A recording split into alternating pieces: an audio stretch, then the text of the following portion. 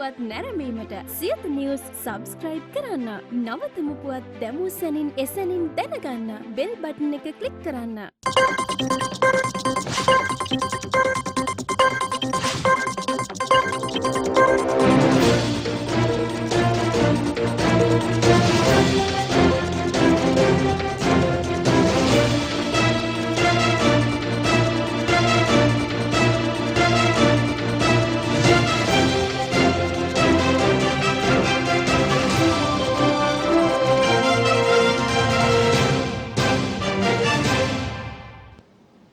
ආල්බෝවන් සැමට කලින් සත්‍ය හරියටම කියන සියත රාත්‍රී පුවත් විකාශයයි මේ. මම ලක්ෂිකා ප්‍රනෝතු ප්‍රථමයෙන් සිරස්තල. මැතිවරණ කොමිසමේ සභාපතිවරයා සමාජිකින් ජනපති සහ පක්ෂ ලේකම්වරුන් හමුවේ. ජනපති නියමයෙන් වෙනස් වූ මහ බැංකුව මූල්‍ය සහ ලේසින් සමාගම් වල අක්‍රමිකතා සෙවීමට මහ බැංකුවෙන් ත්‍රිපුද්ගල කමිටුවක් දින 14ක් තුල වාර්තා ලබා දීමටත් නියෝග. මහ බැංකුවට දුන්න නිර්දේශ සාධාරණයි. සුසිල් කියයි සමහර වෙලාවට පන්තියේ ටීචර් කරන්නෙත් ඔය වගේ වැඩ. හිරුනිකා කියයි. බැංකු පද්ධතිය කඩා වැටුනොත් රට අගාධයකට යනවා. සජිත් කියයි. මෙරට ප්‍රථම වරට මුහුදු පතුලේ කෞතුකාගාරයක අත්දැකීමක්. ඉන්දියාවේ COVID-19 වෛරසය පැතිර යාම දරුණු වෙයි. ගත වූ පැය 24 තුල මරණ 2000 ඉක්මවයි. ප්‍රථමයෙන් දේශීය පුවත්. මූල්‍ය සහ ලීසින් සමාගම් වල සිදුවන ආක්‍රමිකතා සහ නීති විරෝධී ක්‍රියා සොයා බැලීම සඳහා මහ බැංකුව විසින් ත්‍රිපුද්ගල කමිටුවක් පත් කර තිබෙනවා. එමෙන්ම ශ්‍රී ලංකා මහ බැංකුව සිය ප්‍රතිමූල්‍ය යෝජනා ක්‍රම යටතේ අලුතින් ණය වැඩසටහන් හඳුන්වා දීමටද පියවර ගනු ලැබුවා. ඒ මුදල් මණ්ඩලය ඊයේ දින ගනු ලැබූ තීරණයකට අනුවයි. කෙසේ වෙතත් මහ බැංකුව මෙම කඩිනම් තීරණ ගනු ලබන්නේ ජනාධිපතිවරයා ඊයේ දින මහ බැංකුවේ ඇතැම් නිලධාරීන්ගේ ක්‍රියාකලාපය දැඩි ලෙස විවේචනය කිරීමේ පසුබිමක් තුලයි. ජනාධිපති ගෝඨාභය රාජපක්ෂ මහතා සහ මහ බැංකුවේ ජ්‍යෙෂ්ඨ නිලධාරීන් සමග විශේෂ සාකච්ඡාවක් ජනාධිපති ලේකම් කාර්යාලයේදී ඊයේ පැවැත්වුණා. එහිදී ජනාධිපතිවරයා මහ බැංකුවේ ක්‍රියාකලාපය දැඩි ලෙස දෝෂ දර්ශනයට ලක් කළ අතර COVID-19 වසංගතය සමග රට තුළ මූල්‍ය ක්‍රියාකාරීත්වය ස්ථාවර ලෙස පවත්වාගෙන යාමට කිසිදු ක්‍රියාමාර්ගයක් නොගත් බවද ප්‍රකාශ කර සිටියා. එතන ඉන්නේ ඔක්කොම ඉකොනොමිස්ට්ලානේ ලක්ෂ ගණන් පඩි ගන්න මොනවද කරන්නේ? ඉතින් අවගොල්ලන්ට වගකීමක් තියෙනවා. මේ ක්‍රයිසිස් එක යටතේ නිදා ගන්නේ නැතුව ඕගොල්ලෝ මේ කියන මේ විවිධ ක්‍රමවේදයන් හරහා දැන් මම දීලා තියෙන ඕගොල්ලන්ට ක්‍රමවේදයක්. ඒක ඕගොල්ලන්ට කරන්න බැරි නම් හෙට උදේ වෙනකොට ඕගොල්ලන්ට දෙන්න පුළුවන් ක්‍රමවේදය මට ඉදිරිපත් කරන්න. බලන්න අනිත් රට small and medium size businesses බේර ගන්න කරන වැඩ කොහේ අපේ අය කරනවා. එක්ක ඕගොල්ලෝ මාව අමාරුවේ දාන්න ආණ්ඩුව රජයට පහසු තත්ත්වයට පත් කරන්න ඉන්න අය මට මේ විදිහට කතා කරන්න ඕනේ නැහැ. ඕගොල්ලෝ ඔයගොල්ලෝගේ රාජකාරිය කරනවා නම්. අදාළ රැස්වීමෙන් අනතුරුව මහ බැංකුව ඊයේ රාත්‍රී කාලයේදී සූ අයුරු සමාජ මාධ්‍ය මෙලෙස වාර්තා කර තිබුණා. කෙසේ වෙතත් ඊයේ මුදල් මණ්ඩලයේ රැස්වීමෙන් අනතුරුව ගනු ලැබූ තීන්දුව කිහිපයක් පිළිබඳව ශ්‍රී ලංකා මහ බැංකුවේ සංනිවේදනාංශය නිවේදනයක් නිකුත් කර තිබුණා. ඒ අනුව එම නිවේදනයේ සඳහන් කර තිබුණේ පසුගිය වසර කිහිපය තුළ ශ්‍රී ලංකා ආර්ථිකයේ වර්ධනය අසතුටුදායක මට්ටමකට පහත වැටී ඇති අතර වහම පිළියම් ක්‍රියාමාර්ග නොගතහොත් COVID-19 වසංගතය ආර්ථික හා මූල්‍ය ප්‍රතිපත්ති ස්ථායීතාව මත ඉදිරි කාලයේදී දැඩි බලපෑමක් ඇති කළ හැකි බවයි. මෙම වාතාවරණය තුළ ආර්ථිකය නගා සිටුවීම සඳහා රජයේ ප්‍රතිපත්තීන්ට සහාය දීමක් වශයෙන් නව ණය වැඩසටහන් හඳුන්වා දීමට මුදල් මණ්ඩලය විසින් 2020 ජුනි 16 දින පැවති රැස්වීමේදී තීරණය කළ බවද එම නිවේදනයේ සඳහන්. ඒ අනුව 2020 මාර්තු මාස 27 වෙනි දින හඳුන්වා දුන් ප්‍රතිමූල්‍යකරණ යෝජනා ක්‍රමයේ යටතේ දැනටමත් ලබා දී ඇති රුපියල් බිලියන 27.5කට අමතරව ශ්‍රී ලංකා මහ බැංකුව විසින් බලපත්‍රලාභී වාණිජ්‍ය බැංකුවලට 1%ක සහන පොලි අනුපාතයක් යටතේ අරමුදල් ලබා දෙනු ඇති බව සඳහන්. එම අරමුදල් 104ක පොලි අනුපාත යටතේ ව්‍යාපාරවලට ලබා දෙනු ඇති. මෙම යෝජනා ක්‍රමයේ සහ දැනට පවතින ප්‍රතිමූල්‍ය යෝජනා ක්‍රමය මගින් COVID-19 වසංගතයෙන් බලපෑමට ලක් වූ ව්‍යාපාර සඳහා සම්පූර්ණ වශයෙන් රුපියල් බිලියන 150ක් සැපයීමටද නියමිතයි. මේ අතර ඉදිකිරීම් අංශයේ ව්‍යාපාර විසින් අතීතයේ සිදු කරන ලද කොන්ත්‍රාත් ව්‍යාපෘති සඳහා ලැබිය යුතු මුදලට සමානව රජය විසින් නිකුත් කෙරෙන අපකරයක් මත ඉහත සඳහන් සහනදායී පොලි අනුපාත යටතේ එම ව්‍යාපාර සඳහා වෙන් වූ ණය යෝජනා ක්‍රමයක් හඳුන්වා දීමටද නියමිතව තිබෙනවා. මේ අතර බලපත්‍රලාභී වාණිජ්‍ය බැංකුවල සියලු මුදල් තැන්පත් වගකීම් සඳහා අදාළ ව්‍යවස්ථාපිත සංචිත අනුපාත 2020 ජුනි 16 වන දිනින් ආරම්භ වන සංචිත පවත්වාගෙන යෑමේ කාල පරිච්ඡේදයේ සිට ක්‍රියාත්මක වන පරිදි 2% දක්වා පදනම් අංක 200කින් අඩු කිරීමට තීරණය කර තිබෙනවා. ව්‍යවස්ථාපිත සංචිත අනුපාතෙහි මෙම අඩු කිරීම තුළින් දේශීය මුදල් වෙළඳපොළ වෙත රුපියල් බිලියන 115ක අතිරේක ද්‍රව්‍යශීලතාවක් සැපයන අතර එමගින් බලපත්‍රලාභී වාණිජ බැංකුවල අරමුදල් පිරිවැය අඩු කිරීමටත් ආර්ථිකයේ ණය ප්‍රවාහ ගලා යාම වේගවත් කිරීමටත් මූල්‍ය ප්‍රතිපත්තියට හැකියාව ලැබෙනු ඇති බව එම නිවේදනයේ සඳහන්. ප්‍රතිපත්ති පොලි අනුපාත පදනම් අංක 150කින් අඩු කිරීම සහ බැංකු අනුපාත පදනම් අංක 550කින් අඩු කිරීම ඇතුළුව 2020 වසරේ මේ දක්වා කාලය තුලදී ව්‍යවස්ථාපිත සංචිත අනුපාත පදනම් අංක 300කින් පහළ දැමීමට තීරණය කර තිබෙනවා. මේ අතර මූල්‍ය සමාගම් සහ ලීසිං සමාගම්වල සිදුවන්නා වූ අක්‍රමිකතා සහ නීති විරෝධී ක්‍රියාවන් සොයා බලා වාර්තා කිරීමට මහ බැංකුවේ අධිපති මහාචාර්ය WD ලක්ෂ්මන් මහතා විසින් ත්‍රිපුද්ගල කමිටුවක් පත් කර තිබෙනවා. එම කමිටුවේ ප්‍රධානියා ලෙස ජනාධිපති නීතිඥ අධ්‍යක්ෂ ජෙනරාල් නීතිඥ හරිකුප්ත රෝහණදීර මහතා ක්‍රියා කරන අතර ශ්‍රී ලංකා මහ බැංකුවේ නීති අධ්‍යක්ෂ KGP සිරිකුමාර සහ මහ බැංකුවේ බැංකු නොවන මූල්‍ය සමාගම් කළමනාකරණය කිරීමේ අංශයේ අධ්‍යක්ෂ JP ගම්ලත් යන මහත්වරුන් සෙසු සමාජිකයන් වනවා. මෙම ත්‍රිපුද්ගල කමිටුව හරහා මහ බැංකුවේ ලියාපදිංචි නොවූ මූල්‍ය සහ ලීසින් සමාගම් වලින් සිදු කෙරෙන අනුමත නොකරන ක්‍රියාවන් සම්බන්ධයෙන් සොයාබලා වාර්තාවක් ලබා දීමටද නියමිතයි. මහ බැංකුවේ අධිපතිවරයා විසින් කමිටුවට නියෝග කර ඇත්තේ බැංකු ක්ෂේත්‍රයේ සහ නීති ක්ෂේත්‍රයේ විශාරදයන් සහ වෘත්තිකයන් සම්බන්ධ කරගනිමින් මෙම වාර්තාව දින 14ක් තුළ ලබා දෙන ලෙසයි. මේ අතර මේ සම්බන්ධයෙන් අද පක්ෂ විපක්ෂ දේශපාලකයන් මෙලෙස අදහස් පළ කළා. මහ බැංකුවට දුන්න උපදෙස් ඉතාම කාලෝචිතයි. ඒ උපදෙස් අනුව කියලා තින්නේ කල් මරමරා බලබලා ඉන්න පුළුවන් කමක් නැහැ. මූල්‍ය ආර්ථික ප්‍රතිපත්තියේ මෙහිවීමේ වගකීම තියෙන්නේ මහ බැංකුවට. මහ බැංකුව තමයි සෙසු බැංකුවලත් වාණිජ බැංකුවල මූල්‍ය කටයුතු පිළිබඳ සුපරීක්ෂණය තියෙන්නේ. ඒ වගේම මේ රටේ මූල්‍ය ආයතන පිළිබඳ සුපරීක්ෂණය තියෙන්නේ මහ බැංකුවට. මහ බැංකුවේ සිදු වූ මංකොල්ලේ. ඒ මංකොල්ලේ සම්බන්ධයෙන් කොයි ආකාරයෙන්ද සමහර අය කටයුතු කරලා තින්නේ කියන ආකාරයෙන් නිලධාරීන් හැටියටත් අපි කොමිෂන් සභා වාර්තාවලින් දුටුවා.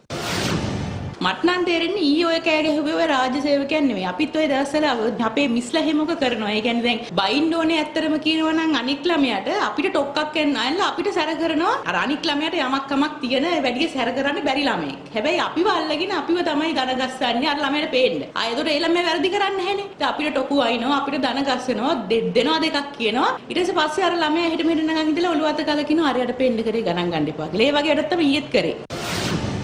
ඇත්තටම ගත්තොත් මේ වගේ වෙලාවක ගත යුතු පියවර ගැන නිර්දේශ දෙන්න ඕනේ කවුද? මහ බැංකුවනේ. ඒගොල්ලෝනේ හරිනම් ඉදිරිපත් වෙලා මේ වෙලාවේ මෙන්න මේ සහන දෙන්න ඕන, මේ පියවර ගන්න ඕන, මේ ව්‍යාපාර කඩාවැටීමට මේ උත්තරේ දෙන්න ඕන. එහෙම මොනවද කරලා තියෙන්නේ? මොනවද දීලා තියෙන උත්තරේ? අන්තිමට රජයක් හැටියට දෙන උත්තරෙත් හරියට ක්‍රියාත්මක නොකරන තත්ත්වයක් තියෙන්නේ. බැංකු මහ බැංකුවේ ප්‍රශ්නේ කියනවා, මහ බැංකුව වෙන ප්‍රශ්නයක් කියනවා. රටේ නායකයා හැටියට එතුමා මහ බැංකුවේ නිලධාරීන්ට මේ විදිහේ ප්‍රබල බලපෑම් සහගත මැදිහත් වීමක් කළේ. ඒක රටේ උන්නතිය වෙනුවෙන් මිසක් වෙනත් කාරණයක් සඳහා නෙවෙයි. බැංකුවක කාර්යය තමයි ව්‍යාපාරයක් සඳහා මූල්‍යමය ආධාරයක් දුන්නා නම්, ශක්තියක් දුන්නා නම්, ණයක් දුන්නා නම් ඒ ව්‍යාපාරය පිළිබඳව සොයා බැලීම කියන කාරණාව බැංකුවක ප්‍රධාන කාර්යය. පහුගිය කාලෙදී මේ රටේ රාජ්‍ය බැංකු සහ වාණිජ බැංකු වලින් සිද්ධ වුණේ නැහැ කියන කාරණාව අපි මේ වෙලාවේ අවධාරණයෙන් කියන්න ඕන.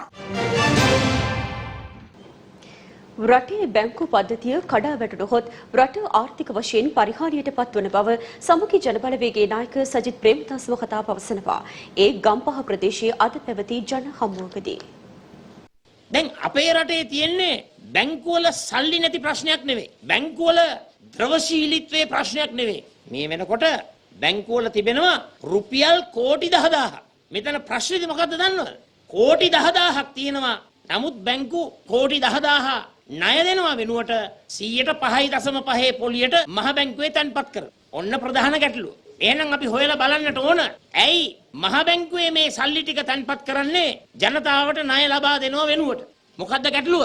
අපේ රටේ බැංකු වලින් ණය ලබා දෙනකොට හරියාකාර 100% අප ආවරණය වෙන වැඩසටහනක් නැහැ. ඒ මොකද ණය දෙනවා වගේම අපි බැංකු පද්ධතියත් ආරක්ෂා කරන්නට ඕන. බැංකු පද්ධතිය ආරක්ෂා නොවුනොත්, බැංකු පද්ධතිය කඩා වැටුනොත් සම්පූර්ණයෙන්ම ආර්ථිකය කඩා වැටෙනවා. ජනාධිපති ගෝඨාභය රාජපක්ෂ මහතා සහ මැතිවරණ කොමිසමේ සභාපතිවරයා ඇතුළු සමාජිකයින් අතර හමුවක් අද පස්වරුවේ පැවැත්වුණා. මැතිවරණ කොමිසමේ සභාපති සමාජිකයින් සහ ජනාධිපති ගෝඨාභය රාජපක්ෂ මහතා අතර හමුව අද පස්වරුවේ සිදු වුණා. එහිදී ජනාධිපතිවරයා අවධාරණය කර සිටියේ සෞඛ්‍ය ආරක්ෂාවට ප්‍රමුඛත්වය දෙමින් නිදහස් හා සාධාරණ මැතිවරණයකට පසුබිම සකසන බවයි. මැතිවරණ කාල සීමාව තුළ ක්‍රියාත්මක කිරීමට අපේක්ෂිත COVID-19 මර්ධන නිර්දේශ ගැසට් පත්‍රයක් මගින් ප්‍රකාශයට පත් කිරීමේ අවශ්‍යතාවයද මෙහිදී මැතිවරණ කොමිසමේ සභාපතිවරයා පෙන්වා දුන්නා. සෞඛ්‍ය රෙගුලාසි වලට අනුව ඡන්ද මධ්‍යස්ථානවල ඉඩ පහසුකම් ගැටලුවක් ඇති වුවහොත් අවශ්‍ය සහාය ලබා දීමටද ජනාධිපතිවරයා එකඟතාවය පළ කර තිබෙනවා. ජූලි මාස 31 වෙනිදා සිට ගම්බිම් බලා පිටත් වන මැතිවරණයෙන් පසු නැවත පැමිණෙන ජනතාව වෙනුවෙන් ප්‍රවාහන පහසුකම් සැලසීම කෙරෙහිද මෙහිදී මැතිවරණ කොමිසමේ සභාපති මහින්ද දේශප්‍රිය මහතා සිය අවධානය යොමු කර තිබුණා. මැතිවරණ කොමිසමේ සභාපතිවරයා වැඩිදුරටත් පෙන්වා දුන්නේ මැතිවරණයට අදාළ මූලික සැකසුම් සකසා ඇති බවත් නිලධාරීන් ආරක්ෂක අංශය දන්වා බවයි. මෙම අවස්ථාවට මැතිවරණ කොමිසමේ සමාජිකයින් වන මහාචාර්ය රත්නජීවන් හෝල් සහ එන්.ජී. අබේසේකරන මහතුරුන් මෙන්ම ජනාධිපති ලේකම්, මැතිවරණ කොමිසමේ ලේකම්, සෞඛ්‍ය අමාත්‍යාංශ ලේකම්, මුදල් අමාත්‍යාංශ ලේකම්, රාජ්‍ය පරිපාලන අමාත්‍යාංශ ලේකම් ඇතුළු නිලධාරීන් රැසක් එක්ව සිටියා. මේ අතර මැතිවරණ කොමිසමේ සමාජිකයින් සහ පක්ෂ ලේකම්වරු අතර සාකච්ඡාවක් අද පැවැත්වුණා. එහිදී පක්ෂ ලේකම්වරු චෝදනා කර සිටියේ කොමිසමේ සමාජිකයින් අතර එකඟතාවයක් නොමැති බවටයි. මැතිවරණයේ ප්‍රචාරක කටයුතු සිදු කළ යුතු ආකාරය පිළිබඳව දේශපාලන පක්ෂ නියෝජිතින් සෞඛ්‍ය අංශ මැතිවරණ නිරීක්ෂණ සංවිධාන හා මැතිවරණ කොමිසම අතර සාකච්ඡාවක් අද මැතිවරණ කොමිෂන් සභා කාර්යාලයේදී පැවැත්වුණා. කොමිසමේ සභාපතිතුමා මොන වගේ මතයක දෙන්නේ දැන් ඔබතුමාලා කොමිසමේ සභාපතිතුමා ඊටම ප්‍රායෝගිකයි. ඊටම අවුරුදු ගාණක් මේ ක්‍රියාවලියට සම්බන්ධ වුණ කෙනෙක්, දේශපාලන පක්ෂයක ඊටම ළඟින් වැඩ කරපු කෙනෙක්. ඒ නිසා එතුමාගේ ක්‍රියාවලිය නෙමෙයි මෙතන තියෙන්නේ. මෙතන මේ එක ලකුණුසාරිස්වරේගේ තියෙන අතනෝමතික නැත්තම් හිතුවක්කාරී ක්‍රියාවලියද මොකද ඔහු හිතන්නේ නීතියට අනුවම සියල්ල ක්‍රියාත්මක කළ යුතුයි කියලා. නීතියට අනුව ක්‍රියාත්මක කරන්න ඕන අපි එතන ඉන්නවා. නමුත් ප්‍රශ්නේ තියෙන්නේ මේ වෙලාවේ අපිට යම් එකඟතාවයකින් දේශපාලන පක්ෂ සමග සාකච්ඡා කරලා කරන්න ඕනේ කටයුතු ගන්නවකුත් තියෙනවා. ඒකත් කියන කතා කරන්නේ. ඒ නිසා මේ ප්‍රායෝගිකත්ව නොතේරෙන අය මේ කොමිෂන් සභාවලට පත් වුණාම තියෙන ප්‍රශ්නේ තමයි මේ තියෙන්නේ. ඔබතුමා සඳහන් කරන රත්නජීවන් හෝල් මහතාද නැත්නම් වෙනත් පුද්ගලෙක්? මොන ලංකාවම දන්නවා කවුද කියලා. පාර්ලිමේන්තු මැතිවරණය පැවැත්වීමේදී ගටියුතු ක්‍රියාමාර්ග සම්බන්ධයෙන් සාකච්ඡා කරා. මෙම සාකච්ඡාවේදී මැතිවරණ කොමිෂන් සභාව විසින් යම්කිසි වැරදි තීරණයක් ගත්තා කියලා මම හිතනවා. පක්ෂ කාර්යාල පිහිටවීම වගේ කටයුතු සම්බන්ධයෙන් එකඟතාවයකින් කටයුතු කරා. නමුත් අද දිනේදී කාර්යාලවල කටවුට් දැමීම වගේ කාරණා සම්බන්ධයෙන් කිසිදු එකඟතාවයක් නැතුව ඒ සම්බන්ධයෙන් දේශපාලන පක්ෂවලට අවශ්‍ය ආකාරයට කටයුතු කරන්න පුළුවන් ආකාරයට අර මම හිතන්නේ මැතිවරණ ක්‍රියාදාමයේ තුල තිබිච්ච විනය නැති කිරීමේ කටයුත්තකට මුලපිරුවා කියලා මට හිතෙනවා. තම කාර්යාලය පිළිබඳ යම් ගැටලු සහකාරී තත්ත්වයක් අද මතු වුණා. අරයා හොඳද මෙයා හොඳද කියන එක අපි එහෙම සැලකිලිට භාජනය කරන. අපි සැලකිලිට භාජනය කරන්නේ ගනු ලබන තීන්දුව යහපත්ද අයහපත්ද කියන එක. අපි පිළිගන්නවා නිරෝධායන නීතිය අනුව ප්‍රශ්නයක් කියලා. මොකද කාර්යාල අරණ එකේවත් ප්‍රචාරණය අපිට ලබලා දෙන්න ඕන. මොකද තාප්පත් නැහැනේ ඔක්කොම පින්තූර ඇඳලානේ. රුහුණු මහා කතරගම දේවාලයේ වාර්ෂික ඇසළ පෙරහර මංගල්‍යය සඳහා වන සාම්ප්‍රදායික ආරාධනා පත්‍රය අග්‍රාමාත්‍ය මහින්ද රාජපක්ෂ මහතා වෙත පිළිගන්වනු ලැබුවා. රුහුණු මහා කතරගම දේවාලයේ වාර්ෂික ඇසළ පෙරහර මංගල්‍ය උත්සවය ජූලි මාස 21 වෙනිදා සිට අගෝස්තු මාස 4 වෙනිදා දක්වා පැවැත්වීමට නියමිත අතර ඊට අදාළ සාම්ප්‍රදායික ආරාධනා පත්‍රය රුහුණු කතරගම මහා දේවාලයේ බස්නායක නිලමේ දිල්නුවන් රාජපක්ෂ මහතා විසින් අද පෙරවරුවේ විජේරාම නිල නිවසේදී අග්‍රාමාත්‍ය මහින්ද රාජපක්ෂ මහතා වෙත පිළිගන්වනු ලැබුවා. ජූලි මාස 21 වෙනිදා සිට ආරම්භ කරන රුහුණු මහා කතරගම දේවාලයේ පෙරහර අගෝස්තු 3 වන දින මහා පෙරහර පැවැත්වීමෙන් අනතුරුව අගෝස්තු 4 වනදා අලුයම දියකපන මංගල්‍යය පැවැත්වීමෙන් අනතුරුව අවසන් කිරීමට නියමිතයි. මෙවර රුහුණු මහා කතරගම දේවාලයේ වාර්ෂික පෙරහර සෞඛ්‍ය ආරක්ෂණ වැඩපිළිවෙල අනුගමනය කරමින් සාම්ප්‍රදායික චාරිත්‍ර වාරිත්‍ර සහ පිළිවෙත් රකිමින් පැවැත්වීමට සියලු කටයුතු යොදා ඇති අතර පවතින COVID-19 වසංගත තත්ත්වයේ හේතුවෙන් බැතිමතුන් සඳහා පෙරහර නැරඹීමේ අවස්ථාව ලබා දී නොමැති බව පෙරහර සංවිධාන කමිටුව සඳහන් කළා.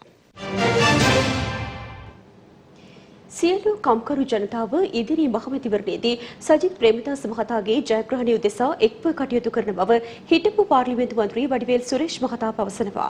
එය කොළඹ පැවති මාධ්‍ය හමුවකදී ඉදිරියට වෙදෙන පාර්ලිමේන්තු මැතිවරණයේදී කම්කරු පන්තියේ ඉන්නේ සජිත් ප්‍රේමදාස මහත්තයත් එක්ක. ඒකට හේතු කිහිපයක් තියෙනවා. එතුමාගේ පියා රණසිංහ ප්‍රේමදාස හිටපු ජනාධිපතිතුමා කාලේ තමයි වතුකරේ ජනතාවට සිටිසන්ෂිප් එක හම්බුනේ. ඡන්ද අයිතිය හම්බුනේ. ඒ නිසා ඒ යුතුයකම සහ වගකීම ඉෂ්ට කරන්න තමයි මේ ජනතාව සිය දෙනාම එකතු වෙලා ඉන්නේ. අනිත් එක ජාතිවාද නැති නායකෙක් කණ්ඩායමක් එකතු වෙලා තියෙනවා. සමගි ජන බලවේගය. සජිත් ප්‍රේමදාස මේ මෙතුමාගේ නායකත්වයෙන් වතුකරෙන් වැඩිම පාර්ලිමේන්තු මන්ත්‍රීලා ඕගස්ට් මාස 5 වෙනිදා එනක කටවත් නවත්තන්න බෑ. ඒක වඩිවේල් සුරේෂ්ලා, දිගාම්බරම්ලා, මනෝ ගණේශන්ලා, ඒ වගේ වතු කරන්නේ මුස්ලිම් ජනතාව ඔක්කොම අත්වල බැඳගෙන අපි නුවරලිය බදුල්ලා මානුවර කොළඹ වෙඩි ආසන ගන්නවා. ලක්ෂ 15ක් ඡන්ද තියෙන වතු කර ජනතාවගේ. මේ ලක්ෂ 15ම එක ඡන්දයක්වත් යාට දෙන්නේ නැතුව මේ දුරකථනට ඕගස්ට් මාස 5 වෙනිදා වතු කර ජනතාව දීලා ඒකට තීන්දුව తీරන දෙයි. මෙරට අත්‍යන්තරකරුවන් හට පාසල් නිලැඳුම් නිෂ්පාදනය කිරීමට ඉඩ ප්‍රස්තාව ලබා දීම තුළින් රුපියල් මිලියන 450ක ලාභයක් රජයට හිමිවන බව අමාත්‍ය විමල් වීරවංශ මහතා පවසනවා. එය අද කොළඹ පැවති මාධ්‍ය හමුවකට එක්වෙමි.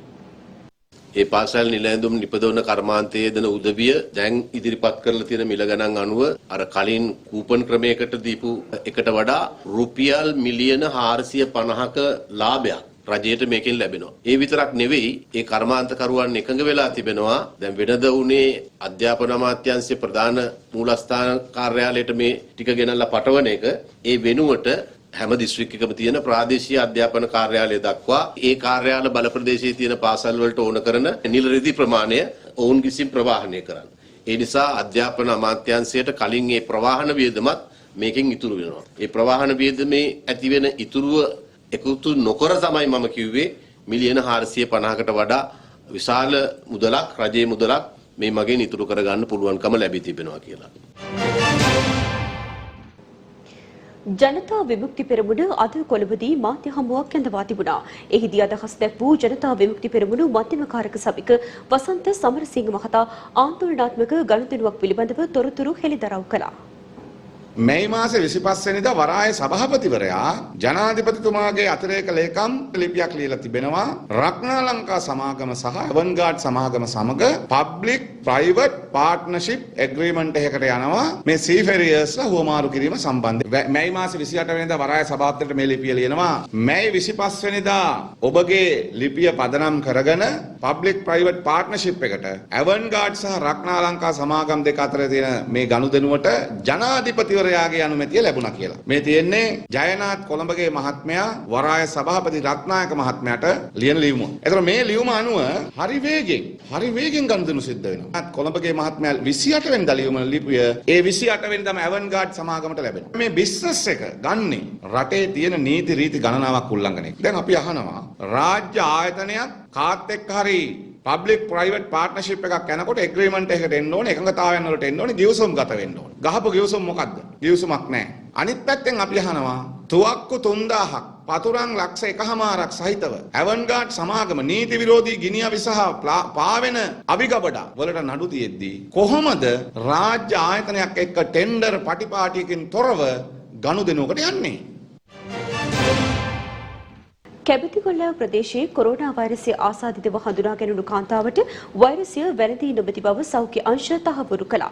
මේ අතර අද පස්වරු වන විට මෙරට COVID-19 වෛරසය ආසාදිතයින් 9 දෙනෙක් හමු වීමත් සමග මෙරට සමස්ත ආසාදිතයින් සංඛ්‍යාව 1924 දක්වා ඉහළ ගොස් තිබෙනවා.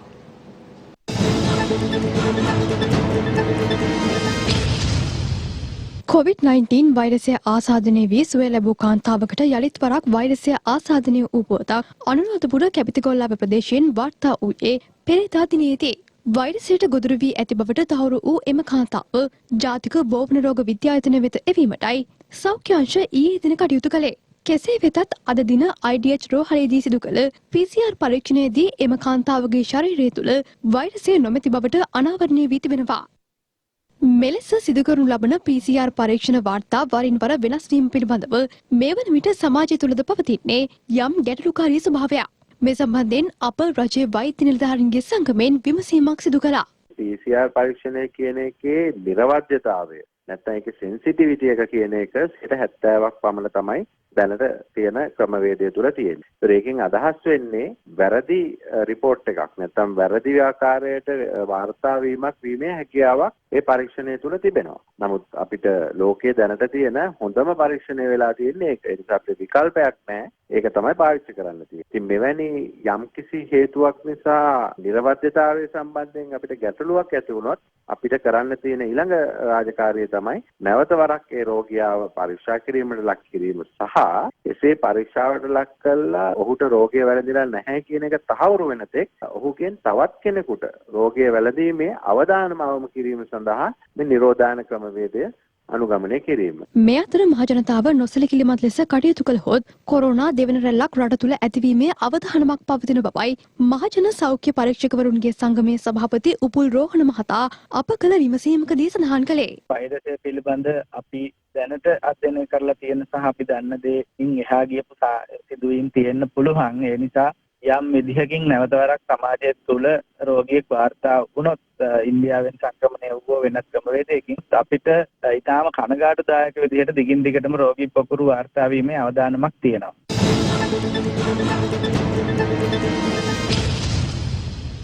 ලොව පුරා COVID-19 වෛරසය ආසාදනය වූවන්ගේ සංඛ්‍යාව 82 ලක්ෂය ඉක්මවා ගොස් තිබෙනවා. වෛරසයට ප්‍රතිජීවක ඖෂධයක් සොයා ගැනීම සඳහා ලෝකයේ බොහෝ රටවල් පරීක්ෂණ සිදු කරමින් පවතින පසුබිමක කොරෝනා මරණ සංඛ්‍යාව අඩු කළ හැකි ඖෂධයක් සොයා ගැනීම පිළිබඳ වූ පුවතක් විදෙස් මාධ්‍ය වාර්තා කරන්නේ සියල්ලන්ටම නව බලාපොරොත්තු එක් කරමින්. ඒ අනුව වෛරසය ආසාදිත ප්‍රතිකාර ලබන රෝගීන් සඳහා ඩෙක්සමෙතසෝන් ඖෂධය භාවිතා කළ හැකි බවටයි බ්‍රිතාන්‍ය විද්‍යාඥයින් පෙන්වා දෙන්නේ.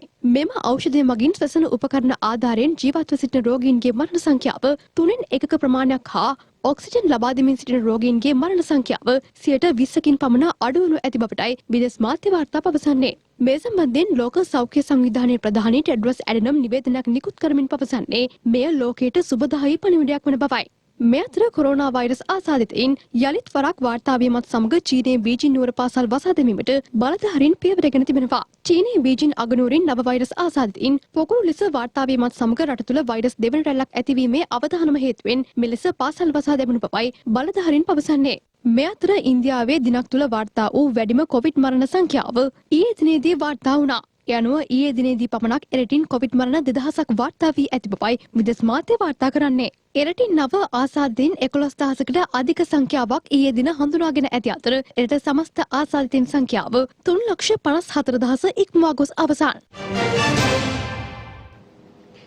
අගෝස්තු පළමුවනදා සිට මෙරට සංචාරකින් සඳහා විවෘත කිරීමට කටයුතු කරන බවත් එසේ විවෘත කළ පසු සෞඛ්‍ය ආරක්ෂිත නිර්දේශයන් මත පමණක් මෙරටට සංචාරකීන්ට ඇතුළු වීමට අවස්ථාව හිමි වන බව අමාත්‍ය ප්‍රසන්න රණතුංග මහතා පවසනවා.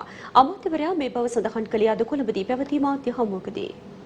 ගරු ජනාධිපතිතුමත් අගමැතිතුමත් සමග තිබිච්ච මූලික සාකච්ඡාවකදී ගුවන්තොටුපළ සංචාරකයට විවෘත කරන්න පුළුවන් හැකියාව පිළිබඳව සෞඛ්‍ය අංශය විසින් ඉදිරිපත් කරලා තියෙන ක්‍රම අනුගමනය කරමින් සංචාරකයින්ට ඉඩ සලස්වන්න කටයුතු කරලා තියෙනවා. ඒ කාර්යය කරද්දී මේ ලංකාවේ සිටින ලක්ෂ 220කට ජනගහනයට ආරක්ෂාව සුරක්ෂිත කරමින් තමයි ඒ කටයුත්ත කරන්නේ. එතකොට සාමාන්‍ය කාල සීමාවේදී ගුවන් මගින් ගමන් කරාට වඩා යම් වෙනස්කම් මේකෙදි සිද්ධ වෙනවා. ඒ හැමදේම වෙන්නේ මේ රටේ ජනතාවගේ උන්නතිය සඳහා. සංචාරකයෝ ගැන කතා කරනකොට එයාපෝට් එක අරින දවසකට ඒ කියන්නේ හෝටල් කිව්වම තරු පන්තියේ හෝටල් පමණක් නෙමෙයි ඔක්කොම පුළුවන් අපිත් එක්ක රෙජිස්ටර් වෙච්ච කට්ටියට පුළුවන් මේ සර්ටිෆිකේෂන් එක ගන්න. ඒ ගයිඩ්ලයින් එක අනුව හෝටල් කියන්නේ ඔක්කොමලා රෙජිස්ටර් වුණාම ඒගොල්ලන්ට බුකින්ග්ස් ගන්න පුළුවන්. දැන් තියෙන විදිහට ගයිඩ්ලයින් එකේ PCR ටෙස්ට් එකක් ඒගොල්ලන් එන්න ඉස්සෙල්ලා ගන්න ඕනේ. දෙවෙනි ටෙස්ට් එක ගන්න ඕනේ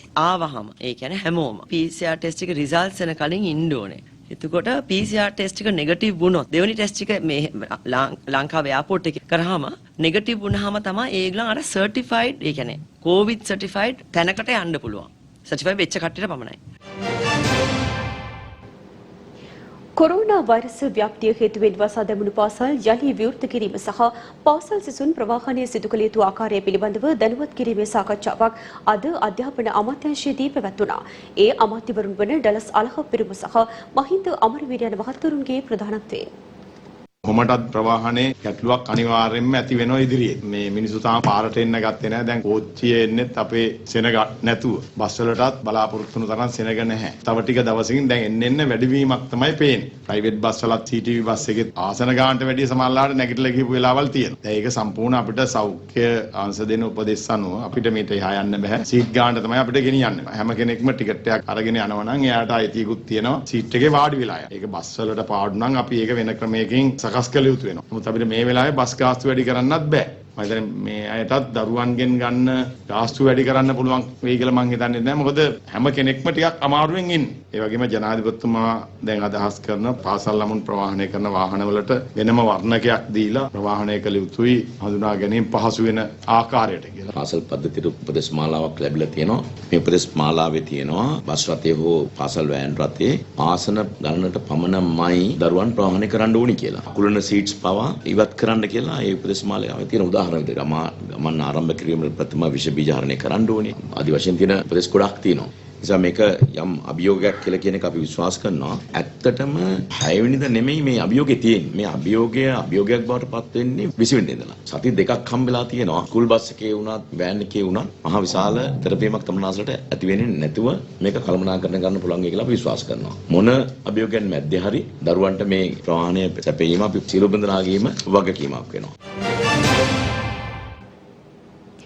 කොරෝනා වසංගතයෙන් පසු ජලී පාසල් විවෘත කිරීමේදී ගැටලු රැසක් පැන නැගී ඇති බව ලංකා ගුරු සංගමය පවසනවා. නිලධාරීන් ගෙන ඇති අදූරදර්ශී තීරණ මීට හේතු වී ඇති බවටයි එම සංගමය චෝදනා කරන්නේ.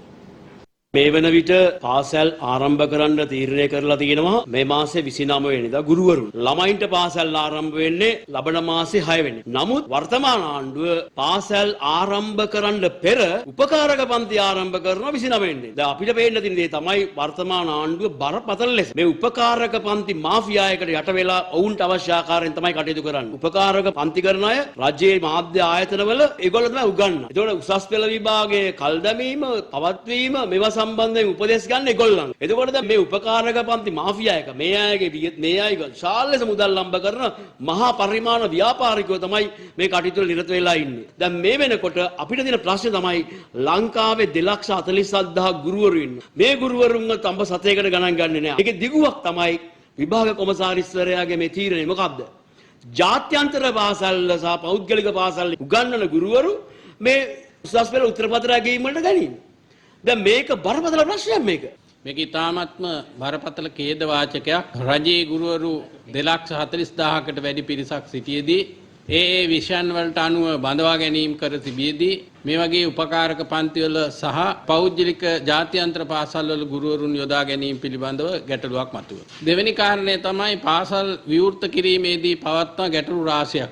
මේ සඳහා විවිධ බලපෑම් කරන කොරෝනා උපදේශ අනුව උපකරණ මිලදී ගැනීමේදී විවිධ බලපෑම් නිලධාරීන් විසින් සිද්ධ කරනවා. මේ ආයතනයෙන් ගත යුතුයි, මෙහෙම ගත යුතුයි කියලා මේ ටෙන්ඩර් පරිපාටි පිළිබඳව හොත් නැතුව එක් ස්ථාන නම් කරමින් තිබීම ඉතාමත් බරපතල ඛේද වාචකයක්.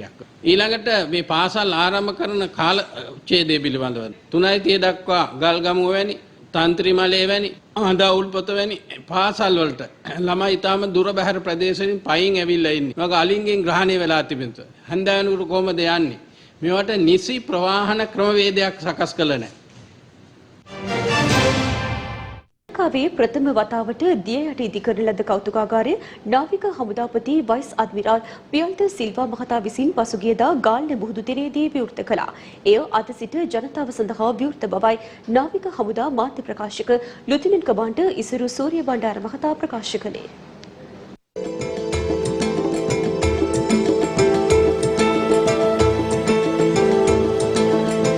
බොහෝ විට රටක ආරක්ෂක හමුදාවට පැවරී තිබෙන්නේ ඒ රට තුළ ආරක්ෂාව තහවුරු කරන්නට.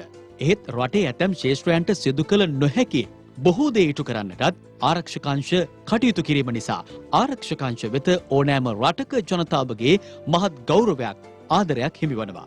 නාවික හමුදාව විසින් ජනතාව වෙත දායාද කළ තවත් අපූරු නිර්මාණයක් පිළිබඳවයි අප මේ තොරතුරු ඔබට කියන්නට සූදානම්. ගාලු වරාය තුල අඩි 50ක් පමණ ගැඹුරට වන්නට පිහිටා තිබෙනවා. මෙම මුහුදු ප්‍රදේශයේ කිමිදුම් හෝ පිහිනුම් කටයුතු සිදු කරන ඕනෑම පුද්ගලයෙකුට ඉතාම පහසුවෙන් මේ නිරීක්ෂණය වන ආකාරයට ඉදිකර තිබෙනවා. මෙම ව්‍යාපෘතිය ක්‍රියාත්මක කිරීමේ ප්‍රධාන අරමුණු අතර අපිට අහිමි වන අපේ කොරල්පර නැවත වර්ධනය කර ගැනීම සහ මත්ස්‍ය සම්පත වර්ධනය කර ගැනීම ප්‍රධානයි. නාවික හමුදාව පවසන්නේ මේ වන විටත් මෙම ප්‍රදේශය ආශ්‍රිතව මත්ස්‍ය අභිජනනයත් ආරම්භ වී ඇති බවයි. දැන් මේ ප්‍රවෘත්තිය දකින ඔබ සෑම කෙනෙක්ම මේ නැවුම් වූ අත්දැකීම ලබා ගන්නට ඔබට හැකියාවක් ඇතිද යන්න කියා සොයා බලමින් නැති. ඔව්, අප මේ පිළිබඳව නාවික හමුදා මාධ්‍ය ප්‍රකාශක ලුතිනන්ට් කමාන්ඩර් ඉසුරු සූරිය බණ්ඩාර මහතාගෙන් විමසීමක් කළා. එහිදී ඔහු සඳහන් කර සිටියේ අද සිට සංචාරකීන්ට ජනතාවට මෙම දිය යට කෞතුකාගාරය නැරඹීම සඳහා විවෘත වන බවයි. කොරෝනා උවදුරෙන් පසු යලි පිබිදෙන අපේ රටේ සංචාරක කර්මාන්තය වර්ධනයට නාවික හමුදාවේ මෙම සුවිශේෂී වූ දිය යට කෞතුකාගාරයේද විශේෂිත සලකුණක් තබනු ඇති.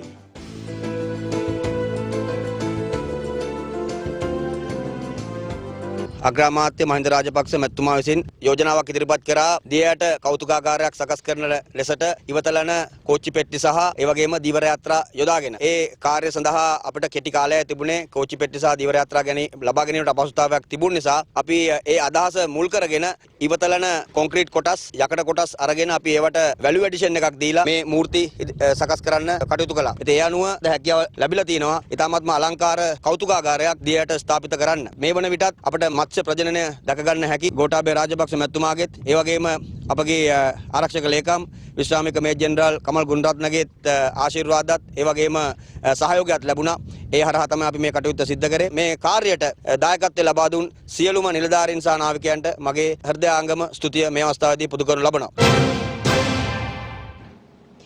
රාත්‍රී පුවත් විකාශය අවසන්. තවත් උණුසුම් පුවත් දැනගැනීමට පිවිසෙන්න ලංකාවේ අංක 1 සිංහල වෙබ් අඩවිය www.siethanews.lk අපගේ වෙබ් අඩවියට. යලිත් හමු වෙමු හෙට උදැසන 6ට. සුබ රාත්‍රියක්.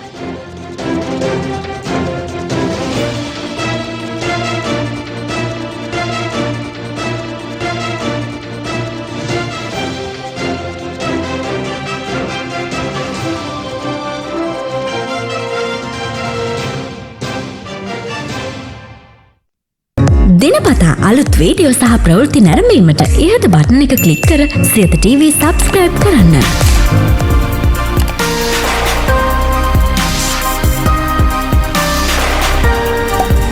අලුත් වීඩියෝ ගැන මුලින්ම දැනගන්න මෙම සීනුව ක්ලික් කරන්න.